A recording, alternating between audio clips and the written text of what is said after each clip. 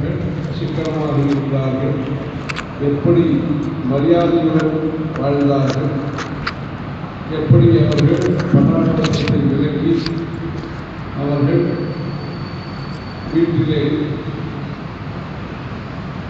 இப்பொழுது waste management என்று நாம் சொல்கிறோம். அந்த வேஸ்ட்டுக்கு இடம் கொடுக்காமல் எப்படி அவர்கள் வாழ்ந்தார்கள் அப்படியெல்லாம் தெரிந்து கொள்வதற்கு புராணங்களையும் படிக்க வேண்டும். இஸ்லாமி பிலாசபி அதையும் பிலாசபி தத்துவசாஸ்திரத்தை படிக்க வேண்டும். இந்த ஆர்கியாலஜி எபிகிராபி அதையும் படிக்க வேண்டும்.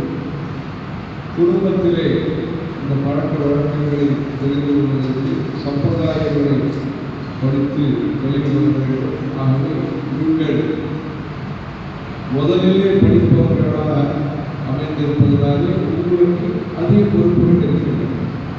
உங்களுக்கு வரக்கூடிய நல்ல பெயர், நீங்கள் பெறக்கூடிய தேர்ச்சி, பின்வரக்கூடிய பேச்சுகளுக்கு அது ஒரு உத்வேகத்தை அளிப்பதாக இருக்க வேண்டும். அப்படி நீங்கள் நல்ல முறையிலே பெற்றோர்களுடைய அறிவுரையும் அதிலே வாங்கிக் கொண்டு ஆசிரியர்களுடைய வழிகாட்டுதலையும் பின்பற்றி நிர்வாகம் செய்யக்கூடிய நிர்வாகர்களுடைய வழிகாட்டுதலையும் பின்பற்றி நல்ல முறையிலே நீங்கள் சிறப்பாக படித்து பட்டதாரிகளாகவும் அல்லது பக்திமான்களாகவும் விளங்கி நல்ல ஆகாரம், நல்ல ஆலோசனை, நல்ல ஆரோக்கியம், இப்படி நல்ல ஆச்சாரம் இந்த விதத்திலே சிறப்பாக இங்கு நீங்கள் படிக்கக்கூடிய 3-4 வருஷங்களிலே அதை சிறப்பாக தேர்ச்சி கொள்வதற்கு முனைப்புடன் செயல்பட்டு அதிலே நல்ல ஒரு நிலையை அடைவதற்கு முயற்சிப்போம். உத்தரவிதத்தில் கூட வேறு வேறு ஊருக்கு தெலுங்கானா, தமிழ்நாடு, ఆంధ్ర ప్రదేశ్ ఇక్కడ ఉండే తెలుగు వాళ్ళని కూడా అక్కడ చదువుతున్నారు. ఇలాంటి చదువు విద్యా విధానం ఇది. కాలేజీలు ఉన్నాయి, వేద పాఠశాలలు ఉన్నాయి.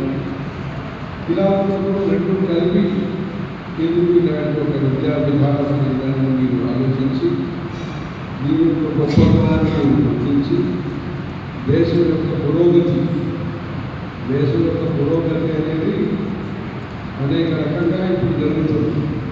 అక్కడక్కడ రోడ్డు లేని చోట్ల రోడ్డు వేయిస్తున్నారు, కరెంటు లేని చోట్ల కరెంటు, ఇంకా నీటి సౌకర్యాలు అక్కడ నల్కాపాని అక్కడక్కడ నీళ్లు సౌకర్యాలు చేయిస్తున్నారు. మందులు తక్కువ ధరలో మందులు అందిస్తున్నారు.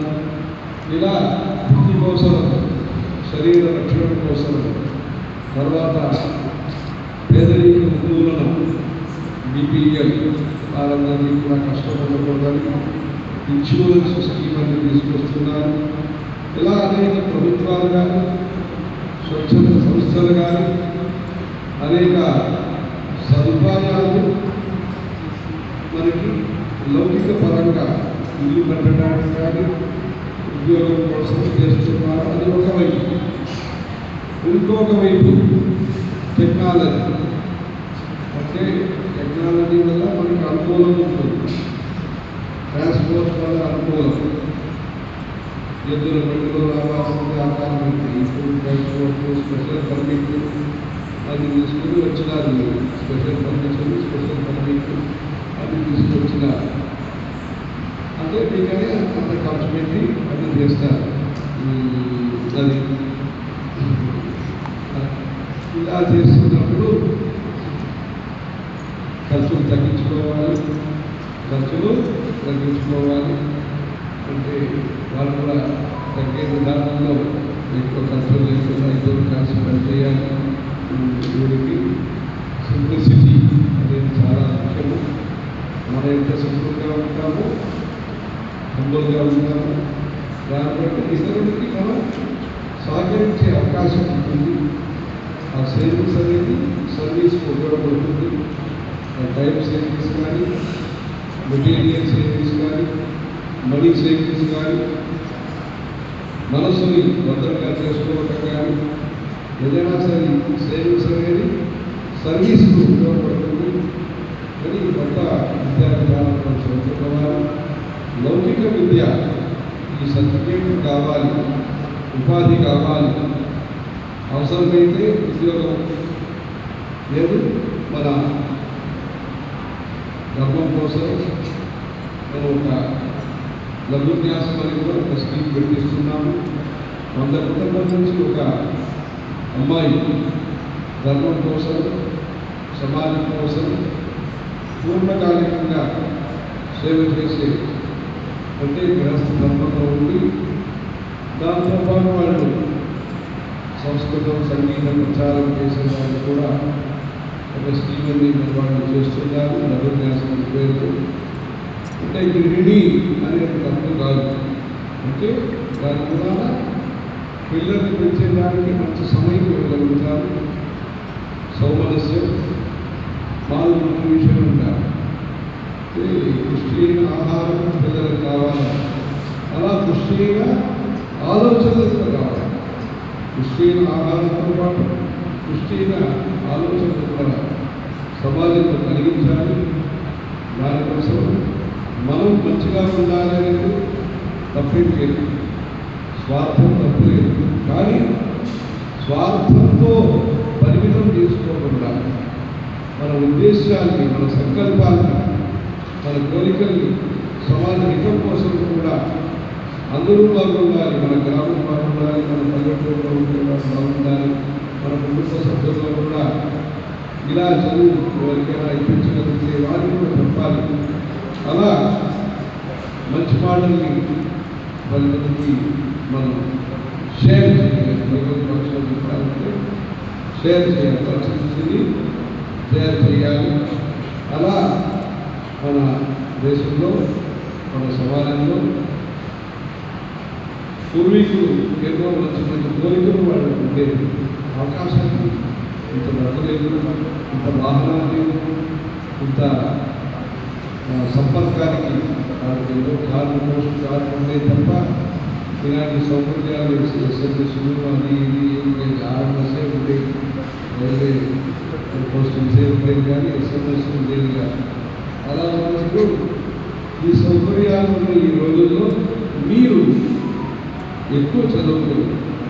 అంటే ఆ కాలంలో బాగా వెళ్ళి నీళ్ళు పట్టుకురావాలి. మరొక గ్రామానికి వెళ్తే అక్కడ కరువు సమయంలో నీళ్ళు తక్కువ ఉన్న సమయంలో పక్కన నీటి నుంచి నీళ్ళు తెచ్చేది అలవాటు. అది అలా నేను ఇంకొక నగరానికి వెళ్ళాను ఒక 4 సంవత్సరాలు. ఆ నగరంలో అరుణాచలం పక్కన ఉన్న నగరం. అక్కడ వెళ్తే అక్కడ 2 బల్లాల నుంచి నీళ్ళు తీసుకురావాలి, మంచినీళ్ళు. అలా కరువు ఉన్న సమయంలో ఇంకా కష్టం. అంటే దేశంలో ఎక్కడ సౌఖ్యం ఉంటుంది, ఎక్కడ కష్టం ఉంటుంది. కొన్ని చోట్ల దూరం వెళ్ళి వాళ్ళు మట్టి పాత్రలో గంటన్నర వాళ్ళు ప్రతీక్ష చేసి ఎక్కడి నుంచో ఒక బిందె 2 బిందెలు నీళ్ళు పడుకుంటూ నీళ్ళు తాగేదానికి అలా కష్టంలో. అంటే మీరు చూసేది ఏమి, అనుభవించేది ఏమి, ఆలోచించేది ఏమి, మీ చూపు దేంట్లో ఉండాలి, మీ ఆలోచన దేంట్లో ఉండాలి, మీ పథకాలు, మీ ప్రయత్నాలు దేంట్లో ఉండాలి. దానికి ఈ దేశంలో పేదరిక నిర్మూలన జరగాలంటే, అజ్ఞాన నివృత్తి జరగాలంటే, అశ్రద్ధ తొలగించాలంటే, అహంకారాన్ని తొలగించాలంటే మనం చేయాల్సిన కృషి ఎలా ఉండాలి అంటే, మీరు ఒక వ్యక్తి ఏం చేయగలుగుతామనేది కాదు, మన వంతు మనం చేయగలిగే ప్రయత్నాలు ఏముంటాయి. స్వల్పమప్యస్య ధర్మస్య త్రాయతే మహతో భయా. పెద్ద చెరువు ఉందనుకోండి, చెరువులో అక్కడి నుంచి బయట నీళ్ళు రావాలన్నా బాగా ఉపయోగపడుతుంది. అక్కడి నుంచి వచ్చే నీళ్లు ఆపాలన్నా చిన్నగా మనం ఏదో గుండా ఏదో పెట్టామనుకుంటే మట్టితో ఆ ద్వారాన్ని పంపిస్తే ఆ నీరుని కాపాడాలి. నీరు మనం వాడుకుంటాం. అవసరాన్ని బట్టి చిన్న పని అయినా అది ప్రజలకు ఉపయోగిస్తుంది. అలా మనం చిన్న పని అయినా సరే మంచి పనులు చేయాలి.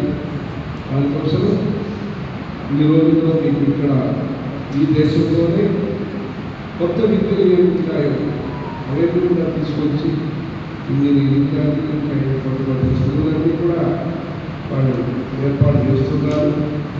నూతన విద్య, ప్రాచీన సంస్కృతి అని చెప్పి ఇలాంటి విద్యను మీరు సక్రమంగా శ్రద్ధగా చదివి అంటే ఏమి మీకు అవసరాలు అది కూడా వీళ్ళకి చెప్పి ధర్మము న్యాయం ఇవన్నీ కూడా మంచిగా తెలుసుకుని వీళ్ళందరూ కూడా మంచిగా చదువుకోవాలి. ఇలాంటి చదువు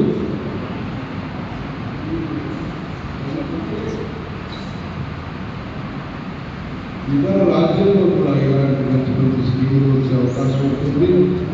దీనికి మీ యొక్క శ్రద్ధ, మీ యొక్క సమర్పణ, మీ యొక్క ఏకాగ్రత అంటే ఒక రేషన్ కానీ ఒక క్యూలో కానీ ముందు వెళ్ళేవాళ్ళు మంచిగా దాన్ని ఆచరిస్తే వెనుకొచ్చే వాళ్ళకి సౌకర్యంగా ఉంటుంది. అందుకని మీరు ఫస్ట్ బ్యాచ్, సెకండ్ బ్యాచ్ వాళ్ళకి ఏ పేరు ఆ పేరు ఏదైతే ఉంటుందో శాస్త్ర సరైనది దీన్ని మీరు మంచిగా కాపాడి అమ్మవారి కాలుష్యం అప్పుడప్పుడు మీరు వచ్చి అమ్మవారిని దర్శనం చేసుకుని ఆ మూల పంచశతి సౌందర్య హరి నారాయణీయం ఈ స్తోత్రాలు ఇవన్నీ చదువుకుని మీరు వాపస్సు వెళ్ళిన తర్వాత మీ కుటుంబంలో కానీ మీ తర్వాత ఎక్కడైతే ఏ కుటుంబానికి వెళ్తారో ఆ కుటుంబానికి కానీ మీరు ఈ ధర్మ మార్గాన్ని చెప్పేదానికి అవకాశం ఉంటుంది. అందుకని ఉభయ విద్యని అంటే నూతన ఆధునిక విద్య, ప్రాచీన శాస్త్ర సాంప్రదాయం రెండు కూడా మీరు చదువుకుని తద్వారా రెండు విధమైన సౌకర్యాలు నైపుణ్యం అండ్ పుణ్యం. నైపుణ్యం స్కిల్స్ ఏది ఉంటుందో దాని ద్వారా నైపుణ్యం సంపాదించాలి. భారతీయులు మంచిగా పనిచేస్తారు అని పేరు.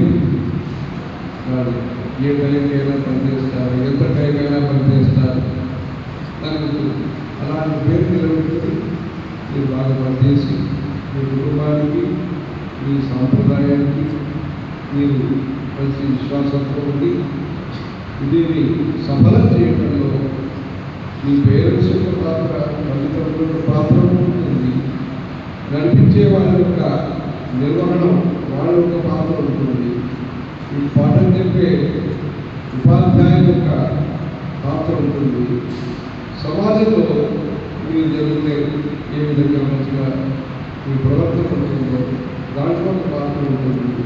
అలా అన్ని కలిగి ఆచార్య పాదమాదత్తే పాదం శిష్య స్వేదయ పాదం స బ్రహ్మచారిభ్య పాదం కాలక్రమేణ అంటే 25% మనం చదువుకోవాలి. 25% మన స్నేహితులు ఎలా ఉంటారు, ఎవరితో మనం మాట్లాడతాం, ఎవరితో మనం సంప్రదిస్తాం అంటే మన మిత్రవర్గం అది అంటే 10 మంది కలుసుకుని గ్రూప్ డిస్కషన్, టీమ్ వర్క్ అందరినీ కూడా అలా మంచి మంచి సంఘశక్తి అనేది ఉండాలి. పాదం శిష్యస్వేదయ 25% తన ప్రయత్నం. మీరు ఉదయం లేచుకుని చదవడం, నోట్స్ రాసుకోవడం, తర్వాత లైబ్రరీకి వెళ్ళటం, తర్వాత సందేహాలు ఉంటే పెద్దవాళ్ళని కనుక్కోవడం, టీచర్స్ విజిట్ చేస్తున్న ఈ శాస్త్రశానికి విజిట్ చేస్తున్న పెద్దవాళ్ళకి వాళ్ళకి సందేహం ఉంది, ఇంగ్లీష్ పోయింది, టెక్నాలజీ ఉంది, ఏముంటుంది సిస్టంలో ఏముంటుందో ఆ సందేహం ఉంది. అది తర్వాత కాలక్రమేణ తర్వాత అభ్యాసం వల్ల, అనుభవం చేత, ఓర్పు నేర్పు వల్ల అది పూర్ణమైన ఫలితాలు ఇస్తారు. అందుకని ఈ కొత్త విద్యా విధానంలో మీరు సమగ్ర దృష్టి ప్రసరింపజేసి మీ దాంట్లో ఏకాగ్రతగా ఉండి దీన్ని సాధన చేయడంలో మీకు ఆత్మలాభం ఉంటుంది, మీ పేరెంట్స్కి సంతృప్తి ఉంటుంది, సమాజానికి కీర్తి ప్రతిష్ట అనేది కలుగుతుంది. అందుకని దీన్ని మంచి శ్రద్ధగా ఏదో ఒక డిగ్రీ అని, ఏదో ఇండివిజువల్ మార్క్ అని, ఏదో ఒక అకేషన్ అని, లేదు వెకేషన్ అని కాకుండా దీన్ని మీరు ప్రకాశంతో పాటు మంచిగా దీన్ని చదువుకుని దాంట్లో కూడా మీకు మంచి మార్కులు రావాలి, కాలేజీ దీంట్లో కూడా మంచి మార్కులు రావాలి, యూనివర్సిటీలో దీంట్లో కూడా మంచి పేరు, సమాజంలో కూడా కుటుంబంలో కూడా మంచి పేరు తీసుకుని ధర్మానికి, శాస్త్రానికి, సమాజానికి, కుటుంబానికి మంచి జరిగేటట్టు మీ యొక్క ప్రయత్నం, ప్రార్థన రెండు ఉండాలి. మానవ జీవితంలో సుఖం అనేది ధ్యేయం, శాంతి అనేది ధ్యేయం. కానీ ఆ సుఖం, శాంతి కోసం మనం చేస్తున్న కృషి ఏ విధానంలో చేస్తున్నామో, ఏ పద్ధతిలో చేస్తున్నామో అది కూడా మనకు చాలా ముఖ్యము. అలా ఈ విషయంలో మేము మంచి ఉత్సాహంతో మంచి ఉద్యమ కార్యసాధక అంట పనిచేసి ఇప్పుడు ఫలితాన్ని పొందాలి. అలా మంచిగా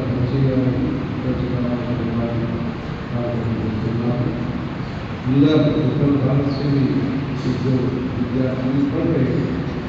आप लोग की नया जगह होते भी आजकल इधर अपने लोग दक्षिण भारत के लोग उत्तर में पढ़ते, जैसे वहाँ से जो आए तो लोग भी श्रद्धापूर्वक ये पालन करके अपना रीति रिवाज भी पालन करना, अपना भक्ति स्तोत्र भी पढ़ना, आधुनिक विद्या में भी अच्छे मार्क भी होना, समाज में रिवाज भी अच्छा होना, कॉलेज में मार्क्स भी अच्छा होगा। उसके लिए मेहनत करके इस उत्तीर्ण होने के लिए कोशिश करना। अभी वो संप्रदाय पाठशाला से जो इधर जो आए हैं वो लोग और लोगों को संप्रदाय पढ़ा, वो इधर आकर के आप चेंज नहीं हो, आप चेंज करो। वैसे जो अपना धर्म का, जो अपना रीति रिवाज का जो विषय है, आप अग्रसर होकर के, अग्रेसिव होकर के आप धर्म का प्रचार करने में मुख्य पात्र आपको होना चाहिए। ये तो दीर्घकाल के लिए जो अच्छा विषय है वो ईमानदारी से चलना पड़ता है, सावधान से चलना पड़ता है। उसके लिए आप श्रद्धापूर्वक संप्रदाय का भी अनुसरण करना, आधुनिक विद्या में भी एकाग्रता के साथ पढ़ना। इसलिए उसका उद्देश्य जो है ये समझ करके इधर के विद्यार्थी सब ऐसे आपका आचरण होगा। इसका उद्देश्य है आधुनिक विद्या, प्राचीन संस्कृति, ऐसे आधुनिक विद्या। पहले के आपके पुराने पूर्वज लोग हैं